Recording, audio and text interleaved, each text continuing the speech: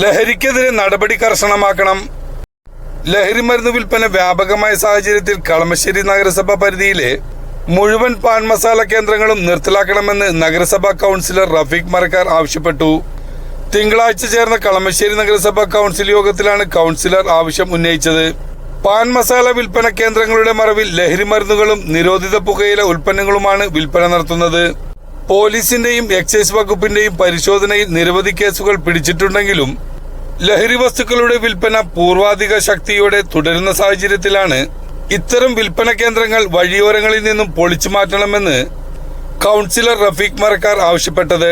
റോഡരികിലിട്ടിരിക്കുന്ന പല പാൻ മസാല തട്ടുകളുടെയും സമീപത്ത് ഉടമ ഉണ്ടാകാറില്ല. എന്നാൽ സമീപത്ത് മാറി നിൽക്കുന്ന ഉടമ ആവശ്യക്കാർക്ക് ലഹരി ഉൽപ്പന്നങ്ങൾ വിൽപ്പന നടത്തുന്നതാണ് പതിവ്. പലയിടത്തും ഇവർ ഒന്നിൽ കൂടുതലുള്ള സംഘമായിട്ടായിരിക്കും നിൽക്കുക. അതുകൊണ്ട് തന്നെ നാട്ടുകാർക്ക് പ്രതികരിക്കാൻ ഭയമാണ്. റോഡരികിലിട്ടിരിക്കുന്ന പല ലോട്ടറി തട്ടുകൾ കേന്ദ്രീകരിച്ചും ലഹരി വസ്തുക്കളുടെ വിൽപ്പന നടത്തുന്നതായും നഗരസഭയിലെ കൗൺസിലർമാർ ചൂണ്ടിക്കാണിച്ചു. കളമശ്ശേരി ക്ലീൻ കളമശ്ശേരിയാക്കുവാനുള്ള നടപടി കൈക്കൊള്ളാൻ കൗൺസിലിൽ ഐക്യകണ്ഠേന തീരുമാനമെടുത്തു.